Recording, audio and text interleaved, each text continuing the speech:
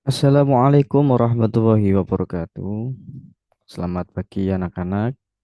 Bagaimana kabarnya? Apakah hari ini bisa melaksanakan puasa Ramadan? Baik, sesuai yang sudah pernah Bapak sampaikan di setiap kelas masing-masing, bahwa Bapak akan memberikan tambahan materi selama bulan Ramadan dan hanya ada dua materi yang nanti akan Bapak sampaikan. Ini menjadi pelengkap supaya kalian selama bulan Ramadan ada materi yang bisa Bapak sampaikan dan kamu bisa memberi dan kamu bisa menerima ilmu-ilmu yang bisa bermanfaat untuk kalian. Baik, eh, hari ini Bapak akan menjelaskan tentang keimanan kepada Nabi dan Rasul Allah, bahwa perlu kita ketahui bersama, iman kepada Rasul adalah salah satu rukun iman yang wajib kita imani. Dari keenam, yang pertama ada iman kepada Allah, dua iman kepada malaikat, tiga iman kepada kitab, empat iman kepada Rasul, lima iman kepada hari kiamat, dan enam iman kepada qadha dan qadar. Nah, hari ini Bapak akan menyampaikan tentang iman kepada Nabi dan Rasul Allah.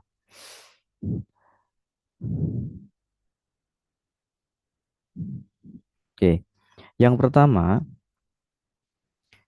pengertian atau definisi iman kepada Rasul yaitu meyakini dengan sepenuh hati bahwa Allah Subhanahu wa taala telah mengutus para rasul untuk menyampaikan wahyu dan petunjuk kepada umat manusia. Atau di dalam buku dijelaskan bahwa secara istilah iman itu adalah percaya, ya. Kalau secara istilah yang tadi Bapak sampaikan bahwa meyakini dengan sepenuh hati bahwa Allah Subhanahu wa taala itu telah mengutus para rasul-rasul untuk menyampaikan wahyu dan petunjuk kepada umat manusia. Nah, selain pengertiannya, ada urgensi yang harus kamu juga pahami. Urgensi ini adalah pentingnya. Kenapa penting kita mengimani iman kepada Rasul atau kenapa kita penting di dalam mengimani kepada Nabi? Nah, urgensinya adalah menjadi landasan bagi seorang Muslim untuk mengikuti ajaran Islam dan mendapatkan petunjuk dari Allah SWT. Melalui para Rasul, kita mengenal Allah SWT dan bagaimana cara beribadah kepadanya. Artinya, kalau kita mengikuti ajaran Islam dan mengikuti perintah-perintah dari Rasul yang turun kepada para sahabat, turun kepada para tabi'in, tabi'in dan sampai kepada ulama sekarang, kita akan paham bagaimana caranya kita beribadah kepada Allah, bagaimana caranya kita mengenal kepada Allah. Nah, selain pengertian dan urgensi, setidaknya kalian harus tahu betul apa itu yang namanya sifat ijab bagi Rasul. Tetapi sebelum Bapak menjelaskan tentang sifat ijab bagi Rasul, di dalam Al-Quran dijelaskan ini di dalam surat Al-Ahzab ayat 45 sampai 46. Nah, ini yang pernah Bapak sampaikan. Ini tugasnya. Tugas kamu yang pertama adalah cari di Al-Quran dan tulis ayat dan artinya. Surat Al-Ahzab ayat 45 sampai 46. Ini tentang ayat yang menunjukkan tugas daripada seorang rasul yang telah dijelaskan dalam Al-Quran. Baik, nanti itu PR kalian di rumah masing-masing. Nah, selanjutnya sifat-sifat wajib bagi rasul itu ada empat. Yang pertama, amanah. Yang kedua, sidik. Yang ketiga, tablik. Yang keempat, fatonah. Amanah ini artinya jujur dan dapat dipercaya dalam menjalankan tugas sebagai rasul. Rasul ini tidak mungkin tidak amanah. Maka kalau Allah mengutus seorang nabi yang menjadi rasul, ini pasti mempunyai sifat amanah, artinya jujur dan dapat dipercaya. Yang kedua, sidik, artinya adalah selalu berkata benar dan tidak pernah berbohong. Artinya, semua rasul-rasul Allah itu semuanya selalu berkata benar dan tidak pernah berbohong. Yang ketiga, tabligh, yaitu menyampaikan seluruh wahyu Allah tanpa mengurangi atau menambahnya. Jadi, semua contoh Nabi Muhammad Shallallahu Alaihi Wasallam ketika disuruh untuk menyampaikan ayat atau wahyu yang diberikan oleh Allah itu sesuai, tidak ada yang dilebihkan dan tidak ada yang dikurangi. Itu namanya tabligh. Dan yang keempat, ini adalah fatonah, yaitu cerdas dan bijaksana dalam mengambil keputusan dan menyelesaikan sebuah masalah. Jadi, Rasul itu wajib atau harus memiliki sifat-sifat keempat ini, yang dimana empat sifat ini yang melekat kepada diri seorang Rasul. Nah, ini sifat-sifat wajib bagi Rasul. Nah, untuk selanjutnya, sebelum Bapak menjelaskan tentang ulul azmi, tugas yang kedua. Kalau tadi ada namanya sifat wajib bagi Rasul, nah, tugas kamu yang kedua adalah cari sifat-sifat yang tidak wajib bagi Rasul. Itu apa saja? Artinya, kebalikan dari sifat-sifat wajib, pasti ada sifat yang tidak wajib atau yang sifat mustahil bagi Rasul yang tidak mungkin dilakukan oleh seorang Rasul. Nah, ini tugas yang kedua yang harus kamu selesaikan. Nah, selanjutnya, sebelum Bapak menjelaskan tentang apa itu ulul azmi, setidaknya ada tugas yang harus dilaksanakan seorang Rasul, yaitu ada empat. Yang pertama, itu sebagai saksi bagi umatnya. Yang kedua, sebagai pembawa kabar gembira. Yang ketiga, sebagai pemberi peringatan. Yang keempat, sebagai juru dakwah. Tugas yang sudah diberikan oleh Allah untuk Rasul ini ada empat yang harus dilaksanakan. Jadi yang pertama adalah sebagai saksi bagi umatnya, yang kedua sebagai pembawa kabar gembira, pemberi peringatan, dan yang terakhir adalah sebagai juru dakwah. Nah, anak-anakku kelas 8 yang Bapak cintai dan Bapak banggakan, sekali lagi materi yang Bapak sampaikan ini adalah materi tambahan tentang iman kepada Rasul yang harus kamu tonton dan kamu perhatikan karena di dalam Bapak menerangkan ada tugas-tugas yang harus kamu selesaikan, ya. Selanjutnya, ulul azmi atau yang disebut dengan gelar yang diberikan oleh Allah kepada Rasul. Nah, gelar ini didapatkan setidaknya hanya ada 5 Rasul. Yang pertama, yaitu adalah Nabi Nuh alaihi salam yang menjalankan tugasnya berdakwah hampir selama 950 tahun. Coba bayangkan, umur manusia pada umumnya itu hanya mentok kepada umur 62. Adapun lebih itu berarti Allah memberikan bonus. Dan ini Nabi Nuh dakwah sampai 950 tahun. Kenapa Nabi Nuh mendapatkan gelar Ulul Azmi? Karena Nabi Nuh alaihissalam ini memiliki kesabaran dalam berdakwah kepada kaumnya.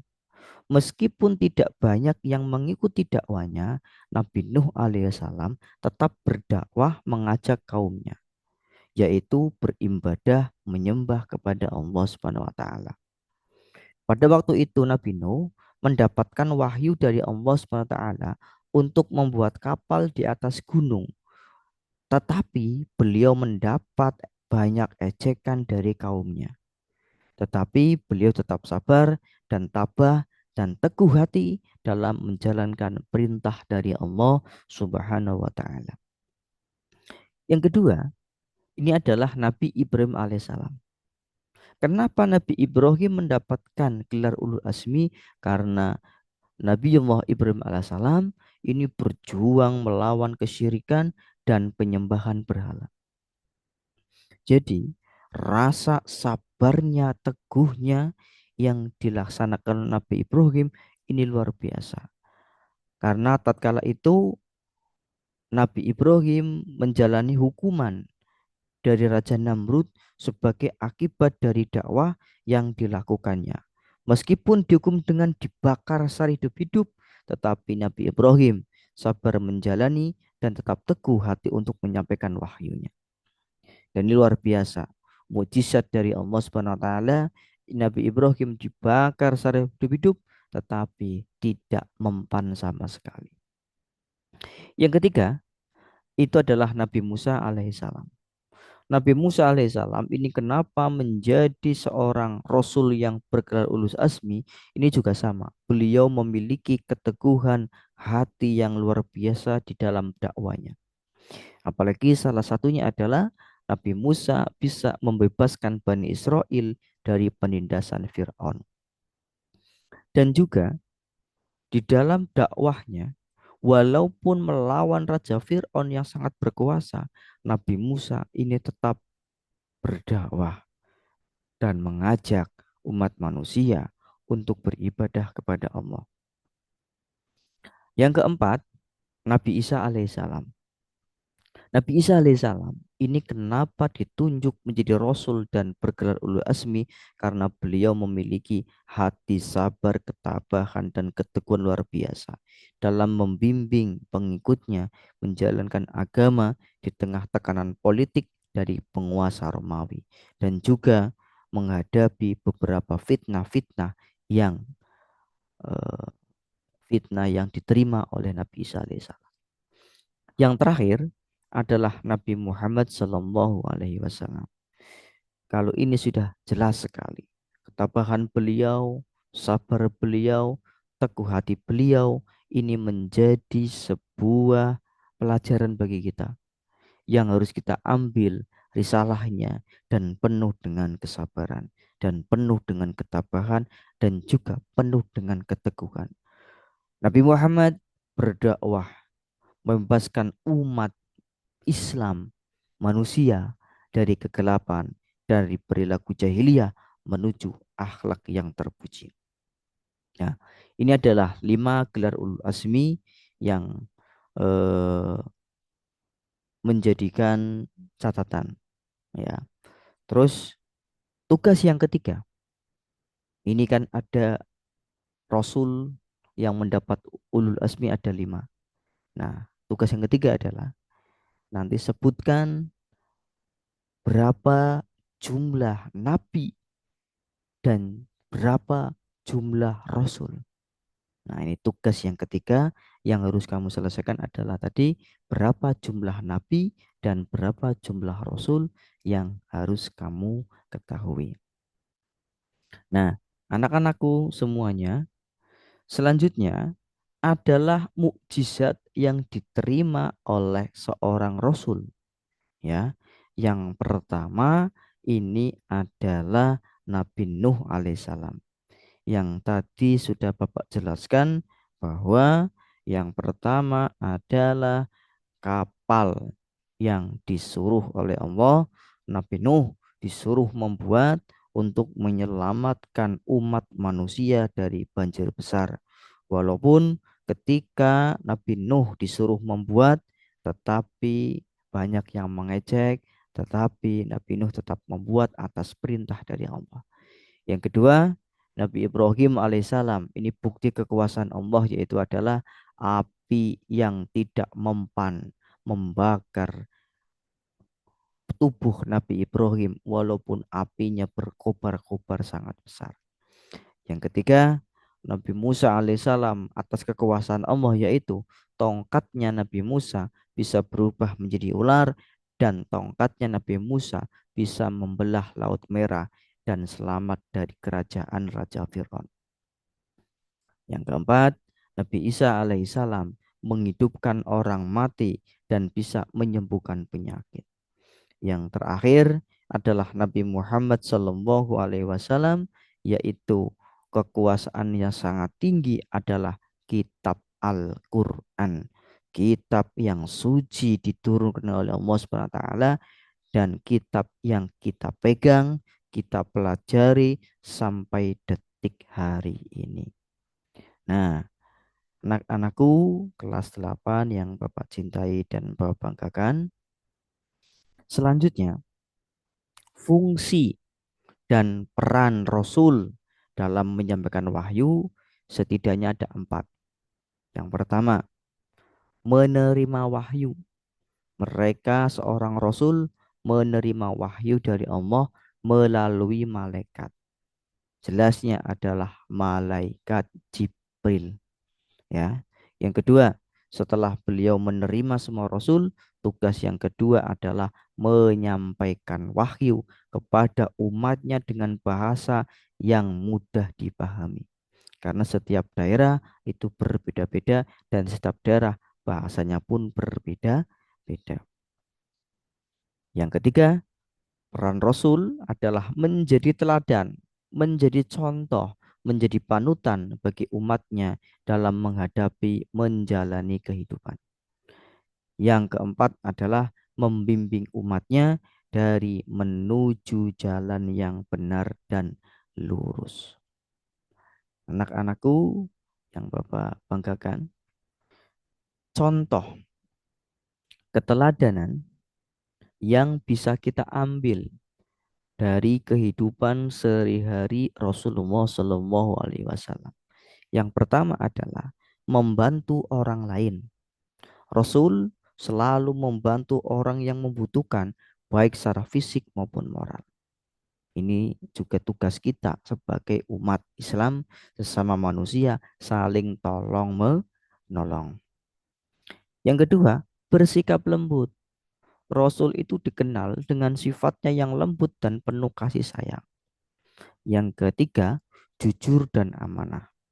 Yang keempat, pemaaf dan sabar. Maka contoh keteladanan ini yang harus kita jalani dan teladani, ikuti dalam kehidupan sehari-hari. Hikmah dan manfaat kita beriman kepada Rasulullah, yaitu yang pertama, kita bisa mendapatkan hidayah dan petunjuk dari Allah Subhanahu wa taala. Yang kedua, ketenangan jiwa dan hati. Yang keempat, kebahagiaan di dunia dan di akhirat. Yang keempat, kedekatan dengan Allah Subhanahu wa taala. Nah, itu saja yang bisa Bapak sampaikan tentang iman kepada Rasul.